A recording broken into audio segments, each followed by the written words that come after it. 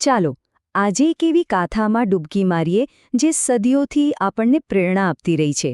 આ વાર્તા છે અપાર શક્તિની, અતૂટ ભક્તિની અને એક એવા સંકલ્પની જેણે અશક્યને પણ શક્ય કરી બતાવ્યું. ખરેખર આ એક જ વાક્ય આખી કથાનો સાર કહી દે છે. આપણે આજે એક એવી અસાધારણ યાત્રાની વાત કરીશું જેણે બધી જ ભૌતિક સીમાઓને ઓળંગી દીધી હતી. અને એનું બળ શું હતું? માત્ર અને માત્ર અતૂટ શ્રદ્ધા. દરેક મહાન ગાથાનો એક હીરો હોય છે, ખરું ને? તો આ અકલ્પનીય કામની પાછળ કોણ હતું? ચાલો આપણે આ દિવ્ય યોદ્ધાને મળીએ અને સમજીએ કે એમની સામે કેવો મોટો પડકાર હતો. જરા કલ્પના કરો, સવારનો સમય છે, સૂરજ હમણાં જ ઉગી રહ્યો છે. તમે એક ઊંચા પર્વતની ટોચ પર ઊભા છો.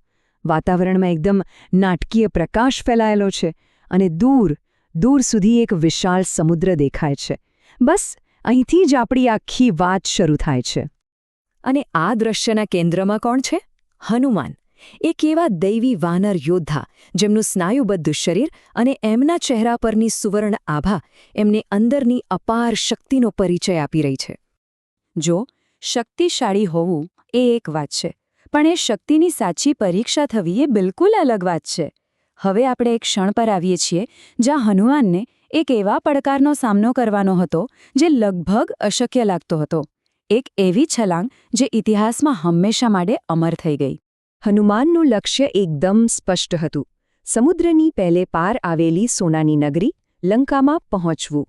પણ એમની અને લંકાની વચ્ચે શું હતું? એક વિશાળ દુર્ગમ સમુદ્ર. કહેવાય છે કે આ માત્ર પાણીનો વિસ્તાર ન હતો, પણ જીવનના અવરોધોના મહાસાગરનું પ્રતીક હતું.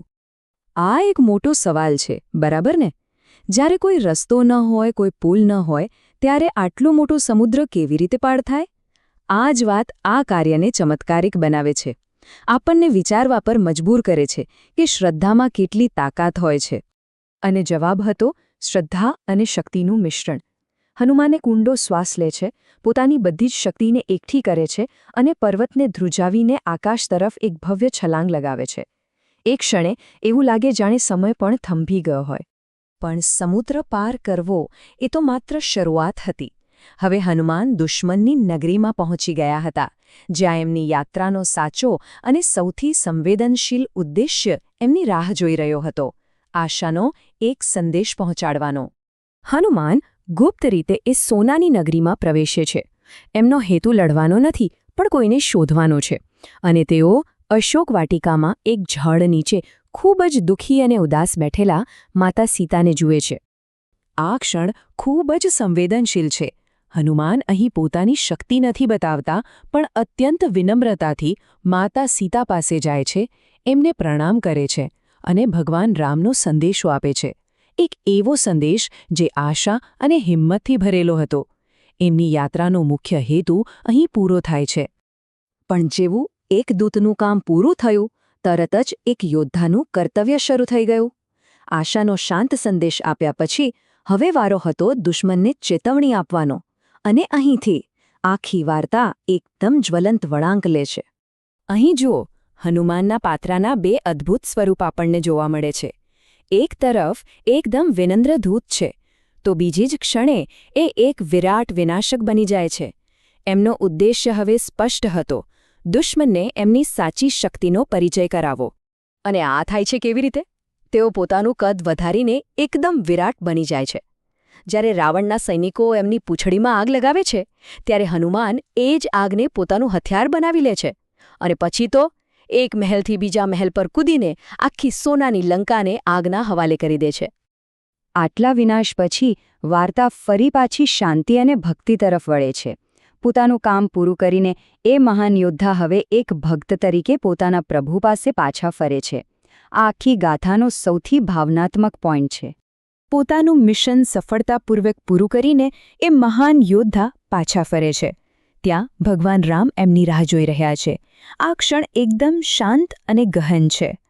હનુમાન ભગવાન રામના ચરણોમાં નમી જાય છે. ત્યારે રામમાંથી એક દિવ્ય પ્રકાશ નીકળે છે અને હનુમાનને આશીર્વાદ આપે છે. આ દૃશ્યમાં શબ્દોની કોઈ જરૂર નથી. અહીં માત્ર ભક્તિ અને ભગવાનની કૃપાનો અનુભવ છે. તો આ આખી કથાનો સાર શું નીકળે છે? સૌથી મહત્વની વાત એ છે કે હનુમાનની જે અસીમ શક્તિ આપણે જોઈ, પછી એ સમુદ્રને પાર કરવાની હોય કે આખી લંકાને બાળવાની, તે બધી જ શક્તિ એમની ભગવાન રામ પ્રત્યેની અતૂટ શ્રદ્ધા અને ભક્તિમાંથી જ જન્મી હતી. અંતે આ કથા આપણને ગહન પ્રશ્ન પૂછે છે. સાચી શક્તિનો સ્ત્રોત શું છે? શારીરિક બળ કે પછી અતૂટ શ્રદ્ધા? બસ આ જ વિચાર સાથે આપણે આજના આ વિશ્લેષણને અહીં વિરામ આપીએ છીએ.